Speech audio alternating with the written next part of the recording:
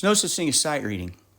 And do all jazz musicians adhere to these underlying style patterns that I'm describing 100% of the time?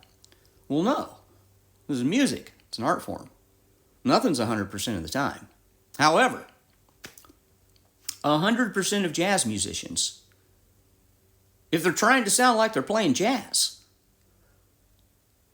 are going to adhere to these underlying stylistic patterns the vast majority of the time, and then some individual players will diverge, will vary from the underlying style template a small percentage of the time, probably 10% or less, to show their own personal style and to sound unique. One of the examples I like to use is sometimes Cannonball Adderley will tongue staccato 3 or 4 notes across the top of a phrase.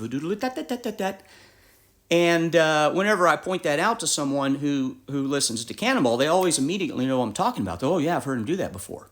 Well, the reason that sounds unique is because the rest of the time he's playing these underlying patterns that I'm describing.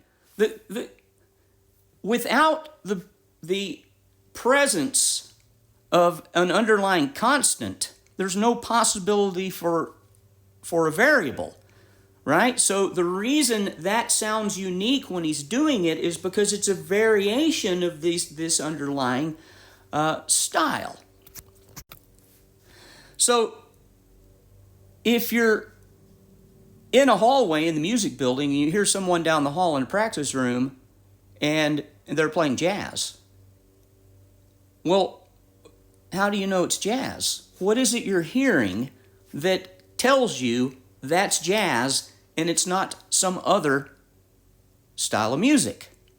Well, it's this underlying stylistic pattern of articulation. That's what your brain is grabbing onto, that's letting you know not only is that music, that's jazz. Because there's some things that all jazz musicians have in common, regardless of what instrument they're playing, regardless of what time period. Otherwise, you wouldn't be able to hear jazz and immediately know that sounds like jazz. But guys can vary from the style for a short amount of time, right? To, assert their own personal style.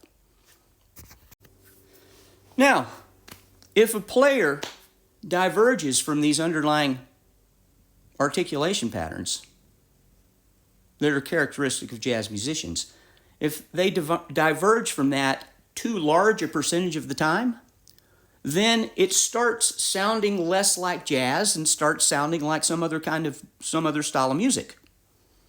And doesn't mean it sounds bad. There's players like this, and they sound great. One of my favorite flute players' name's Ian Clark. If you guys don't know who that is, you should go listen to him. And when I'm listening to him, I'm like, well, is this jazz or is this classical or is this like some kind of rock? Because it defies categorization. I feel the same way about Keith Jarrett. That guy, he may be one of the greatest musicians who's ever lived, but stylistically, he's hard to categorize, right? A lot of the time when you listen to him play, most of what he's playing or what I've heard doesn't sound like straight ahead bebop. He's in his own class, and so if you diverge too much from the underlying stylistic patterns, then it doesn't just sound like you're unique.